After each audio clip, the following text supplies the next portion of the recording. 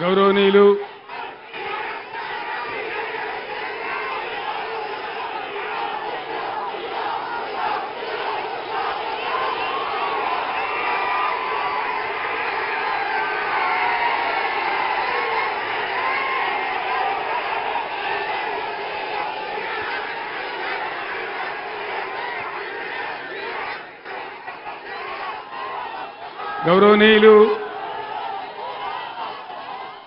ఇదే గోదావరి కనిలో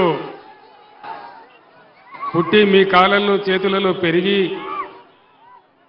బొగ్గుగని కార్మికుడిగా 26 సంవత్సరాలు పనిచేసి మీ దీవెనతో మీ ఆశీర్వాదంతో ఎమ్మెల్యేగా గెలిచి మంత్రి పదవి కూడా అలంకరించి ఈరోజు బీఆర్ఎస్ పార్లమెంట్ అభ్యర్థిగా మీ ముందు నిలబడ్డటువంటి గౌరవనీయులు శ్రీ కొప్పుల ఈశ్వర్ గారు,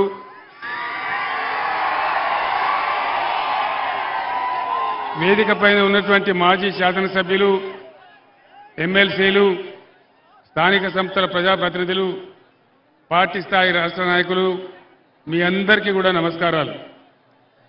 44-45 డిగ్రీల ఎండ ఉండే ఈ టైంలో అశేషంగా ఎండ బాధ కూడా అనుభవించేంత దూరం తరలి వచ్చినటువంటి నా అన్నదమ్ములకు, అక్క చెల్లెలకు అందరికీ పేరు పేరున నమస్కారాలు.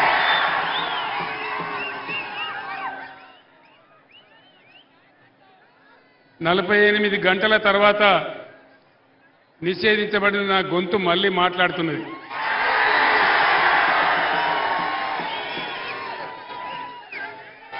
నేను ఏం చేసినా అని నా గొంతు నాపినారు.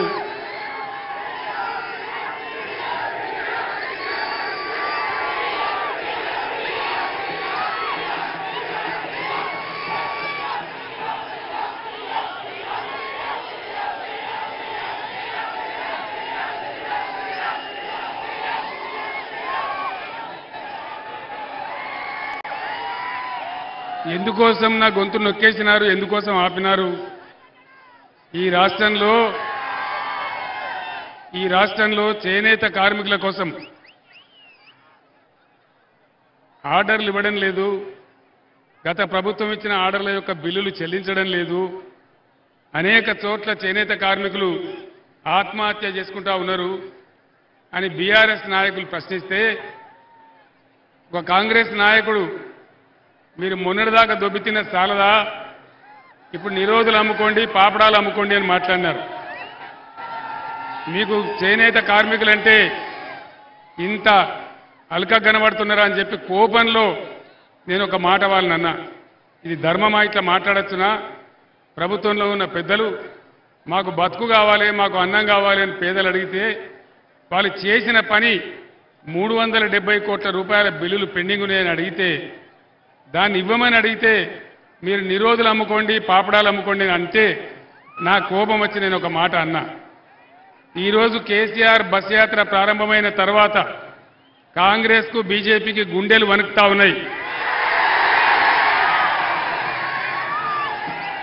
ఇద్దరు కుమ్మక్కైపోయి వీడిని ఎట్లన్నా ఆగబట్టాలి, ఎట్లన్నా వీడిని నిలువరించాలి అనేటువంటి కుట్రగట్టి ఈ నా మీద బ్యాన్ పెట్టినారు. ఆ విషయం మీకు అర్థమైపోయింది, మీ అందరికీ కూడా తెలుసు. ఇవాళ నేను ఇక్కడికి గోదావరి కనికి 2 గంటల ముందే వచ్చినా ఆ దిక్కుమాలిన బ్యాన్ ఉంది కాబట్టి ఆ బ్యాన్ తర్వాతనే రావాలని చెప్పి 8:15 తర్వాత నేను బయటికి రావడం జరిగింది. ఇంకొక మాట మీరు గమనించాలి, రాజకీయాలలో మతం గురించి మాట్లాడడం చాలా పెద్ద తప్పు. ఎన్నికల నిబంధనలకు విరుద్ధం. రోజు కేంద్ర హోంమంత్రి అమిత్ షా దేవుని బొమ్మ నెత్తి మీద పట్టుకొని చేతిలో పట్టుకొని ఆయన సభలు మాట్లాడితే అది ఎలక్షన్ కమిషన్ ఆఫ్ ఇండియా కనిపించదు.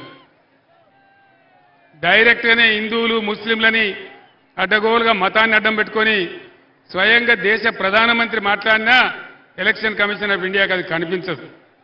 ఇక ఈ రాష్ట్ర ముఖ్యమంత్రి ప్రజలకు నువ్వు ఇచ్చిన వాగ్దానాలు ఏం చేసినావని మేము ప్రశ్నిస్తే ఆయన ఏం మాట్లాడతాడు? నీ గుడ్డు వీకి గోళీలు ఆడుకుంటాం, నీ పేగులు తీసి మెడలేసుకుంటాం, నిన్ను పండబెట్టి తొక్కుతాం అని మాట్లాడితే అది చాలా సభ్యంగా ఉంది. కానీ చేనేత కార్మికులకు ఒక అన్యాయం జరుగుతున్నదని మాట్లాడితే చాలా ఈ విధంగా అన్యాయంగా చేసినారు.